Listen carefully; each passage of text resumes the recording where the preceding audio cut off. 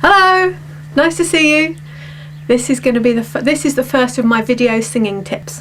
I'm calling this one Vitalize Your Voice with Singer's Gear, which I invented that term in fact, but it's a really well-known technique for enriching and empowering your singing voice. I did actually do this video for you a few days ago in the Lake District. We're on a sunny day with a lake behind me, but it didn't come out very well. So here we are, and this time I'm doing it in my friend's yurt. So that's good fun. Okay, so what I want to share with you today is really quite one of the most practical and valuable singing techniques for enriching the sound of your voice, and I call it Singer's Gear because I encourage you to learn this technique and to shift into it and stay in that gear all the time that you're singing. So first of all, I'm just going to explain briefly how your voice works so that you can see how this technique fits into it. So for singing, you've got your breath coming up from the lungs, the breath flowing up. That's the power of your voice, and it comes through the larynx. Your larynx is your windpipe here, and in there are your vocal folds.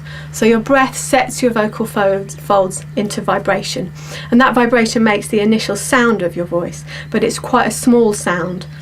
So what happens then is that that sound travels up through the spaces inside here, in your throat, in your mouth, up inside the cavities in the back of your face, and those spaces help that sound to resonate.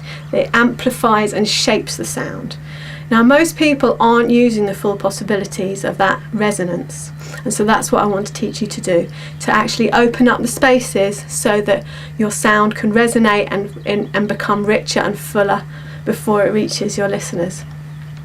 So I'm going to show you how to do it, and then I'm going to invite you to have a go, because it's a practical tool. You have to do it and experiment with it to find out what difference it makes. So what you do first of all, I mean, if you've read any of my singing tips before, you'll know that I always recommend to smile when you sing. So what that does, it lifts your soft palate, and here it lifts so that opens the space to start with, but you can really expand the effect of that with this, and it's called the silent laugh.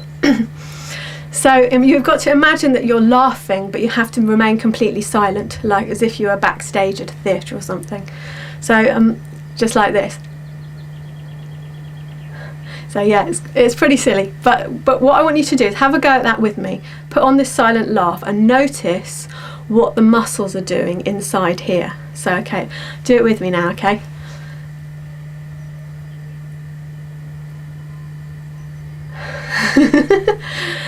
So did you notice how it felt inside here?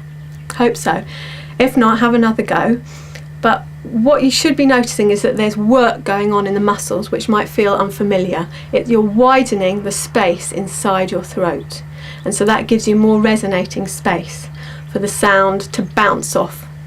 But you want to be doing it in a way that's working. It involves muscular effort, but you don't want it to be tense. So the laugh the silent laugh in a way is just your way of getting there easily, because you know what that feels like, and then you can experiment with it and find a slightly more gentle way of doing that. So now, because I've been doing this so long, I can put that on.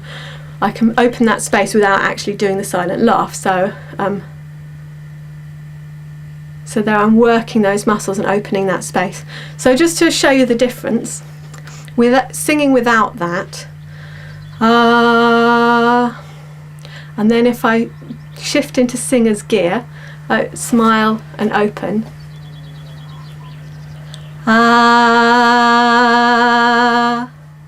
So I wonder if you can notice the difference. When I've done this many times with groups, and everyone can always notice the difference in a room full of people singing in these two different ways. So I invite you to experiment with this, discover how it feels. Just get the hang of it and see if you can actually develop it as a habit. So you shift into Singer's Gear to get a richer, fuller sound in your voice.